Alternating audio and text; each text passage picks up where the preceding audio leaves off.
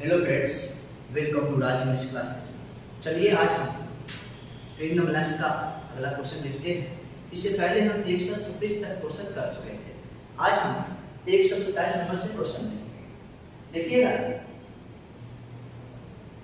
यहाँ पे 127 number question, he wants to succeed in life must be prepared to hard work. अब देखिए वह जो सफलता प्राप्त करना चाहता है, वह जो सफलता चाहता है। अब देखिएगा यहाँ पे ही दिया गया है और ही वाक्य का सब्जेक्ट है।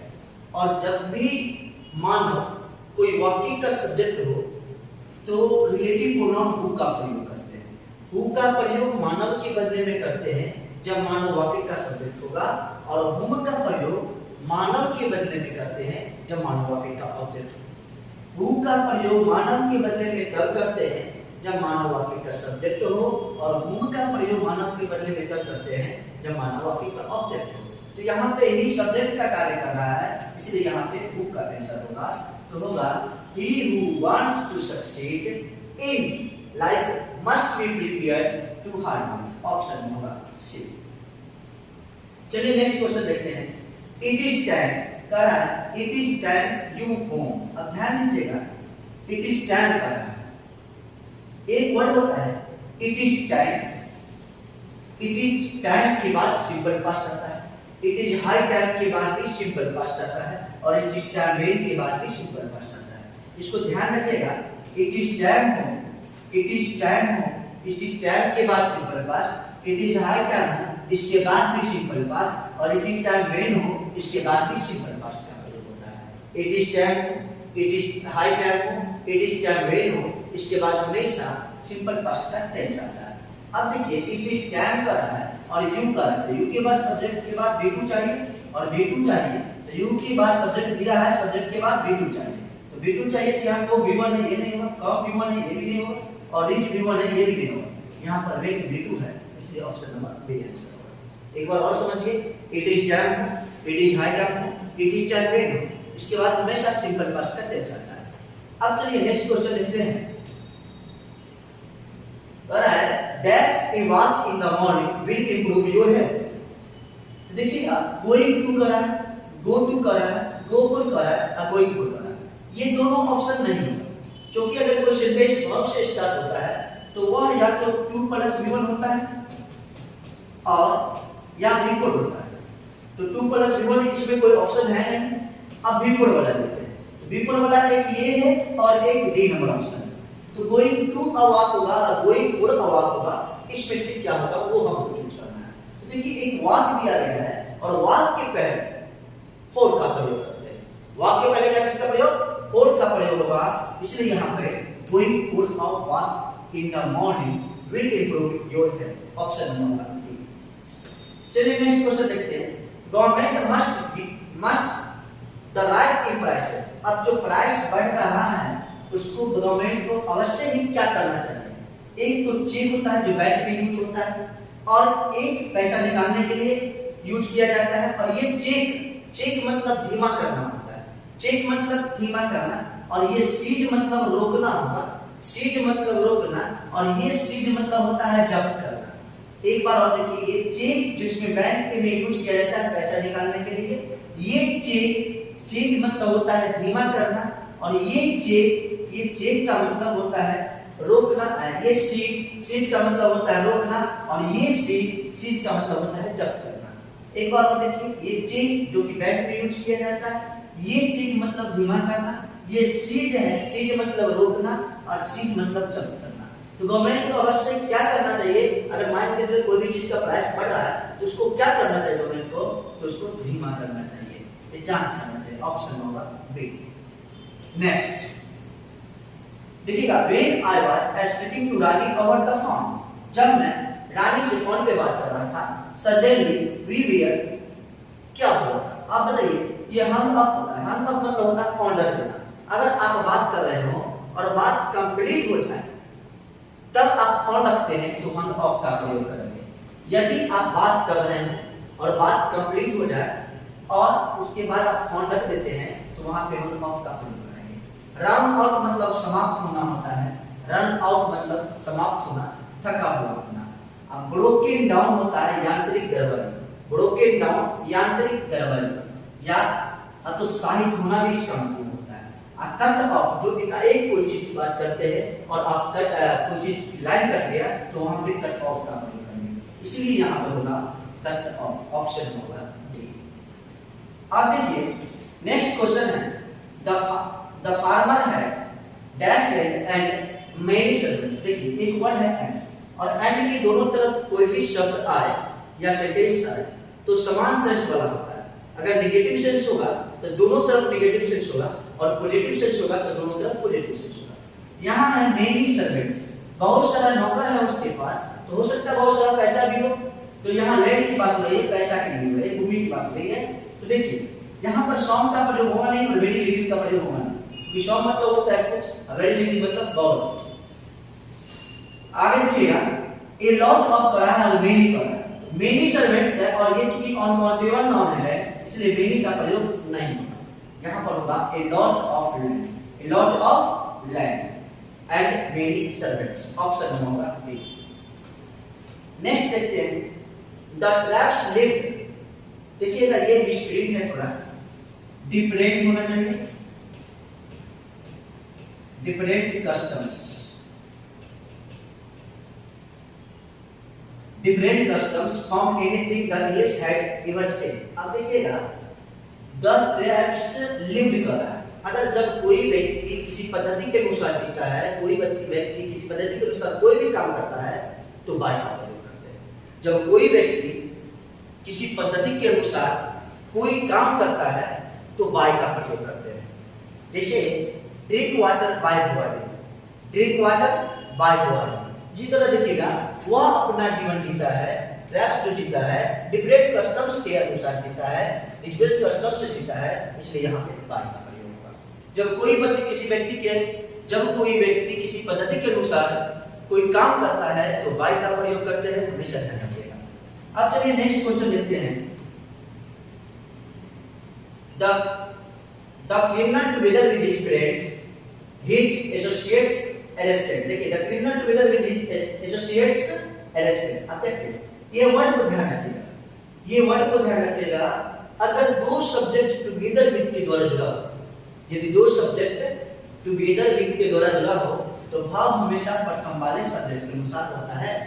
यदि दो सब्जेक्ट टुगेदर विद के द्वारा जुड़ा हो तो भाव हमेशा प्रथम वाले सब्जेक्ट के अनुसार होता है, ये आप ध्यान रखेंगे। तो टुगेदर विद के द्वारा दो सब्जेक्ट जुड़ा हो तो भाव पहला वाला तो क्रिमिनल है, सब्जेक्ट तो पहला वाला क्रिमिनल है तो पहले वाले वर्ड के अनुसार होगा। तो क्रिमिनल ये सिंगुलर है तो भाव क्या होगा, सिंगुलर। अब देखिए ये आर प्लूरल है, ये नहीं होगा, वेयर प्लूरल है, ये नहीं होगा, है प्लूरल है, ये नहीं होगा, ऑप्शन होगा बी। अगर दो सब्जेक्ट टुगेदर विद के द्वारा जुड़ा हो तो भाव हमेशा प्रथम वाले सब्जेक्ट के अनुसार होता है। अगर पहला वाला सब्जेक्ट सिंगुलर होगा तो सिंगुलर भाव लेगा और प्लूरल होगा तो प्लूरल भाव लेगा। चलिए नेक्स्ट क्वेश्चन देखते हैं, by the time I reach America. देखिए समय से अगर मैं अमेरिका पहुंचता हूं तो मॉर्निंग हो ही जाएगा, इसलिए इट कुड बी मॉर्निंग का प्रयोग करेंगे, इट कुड बी मॉर्निंग। अगर देखिएगा व्हेन ही गॉट मैरिड, जब वह शादी किया, ही life insurance policy, life insurance policy प्राप्त करना किया होगा। देखिएगा यहाँ पर टूक अप लेना होता है और टूक आउट प्राप्त करना होता है। एक प्रेजेंट में अगर लेते हैं तो लिखते हैं टेक अप, प्रेजेंट का पास्ट है टूक अप, और यहाँ टेक आउट प्रेजेंट का पास्ट है टूक आउट। टेक इन मतलब फेस करना, टेक ओवर, टेक का प्रेजेंट भी लेते हैं तो टेक ओवर तो पास्ट में दिया गया है, टेक ओवर जो लिखा हुआ है यहाँ पर टूक ओवर मतलब होता है पद ग्रहण किया, पद ग्रहण करना। टेक ओवर का मतलब क्या होता है, पद ग्रहण करना। तो यहाँ पर होगा टूक आउट मतलब लाइफ इंश्योरेंस पॉलिसी प्राप्त किया, टूक आउट का मतलब होता है प्राप्त करना। चलिए अगला क्वेश्चन देखते हैं। इस क्वेश्चन में in the last few days लिखा हुआ है और थोड़ा और मिस्प्रिंट है, यहाँ पे फुल स्टॉप नहीं क्वेश्चन मार्क होगा। अब देखिए जब भी क्वेश्चन मार्क होगा तो हेल्पिंग वर्ब से शुरू होगा और in the few last days कर रहा है और समय का इंडिकेट कर रहा है तो प्रेजेंट परफेक्ट का प्रयोग करेंगे। और जब प्रेजेंट परफेक्ट, ये दोनों ऑप्शन तो पहले ही करेंगे, जब प्रेजेंट परफेक्ट का यूज करेंगे तो हैज है क्या है पर सब्जेक्ट पर भी ऑप्शन नंबर होगा बी। परसेंटेज पैसिव में है इसलिए बी के बाद बी दिया गया ऑप्शन नंबर बी है। चलिए नेक्स्ट क्वेश्चन देखते हैं। व्हाई पिकिंग अ रोज। अब देखिए जब गुलाब तोड़ रहा था या तोड़ रही थी, लड़की है तो तोड़ रही थी होगा, यहाँ पर सी का प्रयोग किया गया है इसलिए जब गुलाब या फूल का पौधा तोड़ रही थी ही her hand on the throat. अच्छा सिंपल बात है, उसका हाथ में क्या होता है, स्टंग मतलब होता है डंक मारना। स्टंग का अर्थ होता है डंक मारना, स्टंग का अर्थ होता है डंक मारना, आपका मतलब कटना, और डैमेज मतलब होता है बर्बाद हो जाना। तो ये तीन ऑप्शन तो नहीं होगा। जब आप फूल तोड़ने जाते हैं आपका हाथ छिला जाता है, कुचला जाता है, तो यहाँ पर होगा स्ट्रेचिंग, छिला जाएगा, ठीक, खरोच पड़ जाएगा, ऑप्शन नंबर होगा बी। चलिए नेक्स्ट देखते हैं। The child did not approve, ये वर्ड को ध्यान रखिएगा, अप्रूव के साथ हमेशा प्रीपोजिशन ऑफ लगता है, अप्रूव के साथ हमेशा प्रीपोजिशन ऑफ लगता है, ये वर्ड को ध्यान रखिएगा। अप्रूव के साथ कौन सा प्रीपोजिशन, तो ऑफ, अप्रूव के साथ ऑफ। चलिए नेक्स्ट देखते हैं। None of the food was wasted, ध्यान दीजिएगा ये कह रहा है none of the food was wasted, ये नेगेटिव वर्ड है, नेगेटिव वर्ड है और ये सब्जेक्ट मान के चलिए, तो और आगे वाज दिया गया है, तो वाज दिया गया है प्रथम अंश से सब्जेक्ट था वर्ब में, और पहला वाला नेगेटिव है तो दूसरा वाला अंश जो होगा वो अफर्मेटिव का होगा, इसलिए ये और ये ऑप्शन कभी नहीं होगा। पहला में अगर क्वेश्चन टैग का क्वेश्चन है, अगर क्वेश्चन टैग में प्रथम अंश का सेंटेंस नेगेटिव होगा तो दूसरा अंश अफर्मेटिव करना पड़ेगा, और प्रथम अंश का सेंटेंस अफर्मेटिव होगा तो दूसरा अंश को नेगेटिव करना। तो यहाँ पर वाजांश और व्यंजक नहीं होगा, यहाँ पर चूंकि नन ऑफ द फूड है और फूड ऑन काउंटेबल नाउन है इसलिए इट का प्रयोग करते हैं, निर्जीव है, और इसलिए ऑप्शन नंबर होगा B, was it, was it. चलिए नेक्स्ट देखते हैं। He warn her the danger, जब कोई विरुद्ध किसी को चेतावनी देता है तो वार्न के साथ अगेंस्ट का प्रयोग होता है, वार्न के साथ क्या चीज का प्रयोग, अगेंस्ट का प्रयोग होता है। जब कभी कोई चीज किसी को किसी चीज से चेतावनी देते हैं तो वार्न के साथ अगेंस्ट का प्रयोग करते हैं, इसलिए यहाँ वार्न अगेंस्ट होगा। आप लिख सकते हैं warn plus somebody plus against plus something, warn plus somebody plus against plus something. चलिए नेक्स्ट देखते हैं। वी ऑल लाफ, देखिए अगर सेंटेंस पैसिव में होता तो लाफ के साथ एट का प्रयोग होता है, लेकिन सेंटेंस एक्टिव में है इसलिए हम लोग हंसे थे, इसके बारे में अबाउट होगा, लाफ के साथ यहाँ पे अबाउट का प्रयोग होगा, about the eight. Next the chairman as well as the members, इस वर्ड को ध्यान दीजिए एज वेल एज।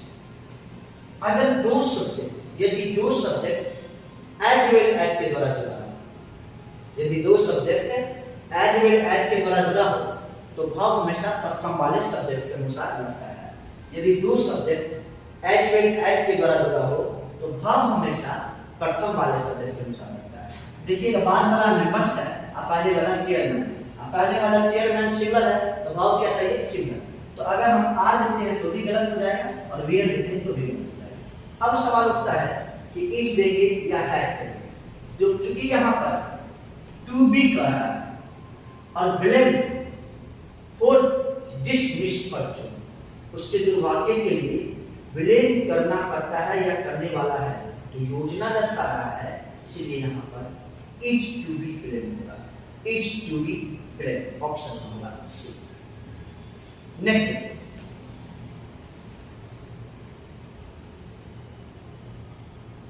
अगला, द स्ट्रीट्स आर लाइटेड, जब देखिए किसी के सोर्स के द्वारा होता है यहाँ पे बाय का प्रयोग करेंगे। The streets are lighted by electricity, the streets are lighted by electricity होगा जब कहीं से कोई चीज प्राप्त होता है, यहाँ पे बाय का प्रयोग करेंगे, किसी साधन को दर्शाने के लिए बाय का प्रयोग करते हैं। चलिए नेक्स्ट क्वेश्चन देखते हैं। हेमियोपैथिक ट्रीटमेंट से, हेमियोपैथिक ट्रीटमेंट दे से cuts dash the need for operation and risk for from surgery. अब देखिए क्या है, होम्योपैथिक का अगर आप इलाज करते हैं, उनका कहना है कि होम्योपैथिक का इलाज करते हैं तो वह ऑपरेशन की जरूरत हो और सर्जरी के रिस्क तो खतरा को क्या कर सकता है, तो कम कर सकता है, और यहाँ पर कट डाउन होगा, कट डाउन मतलब होता है कम करना, कट डाउन का अर्थ होता है कम करना, कट डाउन का अर्थ क्या होगा, कम करना, इसलिए ऑप्शन में होगा सी। तो चलिए आज हम यही तक रहने देते हैं, नेक्स्ट क्लास नेक्स्ट वीडियो में। अगर आप इस चैनल पे नए हैं तो चैनल को सब्सक्राइब कीजिए, बेल आइकन को दबाइए ताकि लेटेस्ट नोटिफिकेशन आपके पास पहुंचे। Thank you.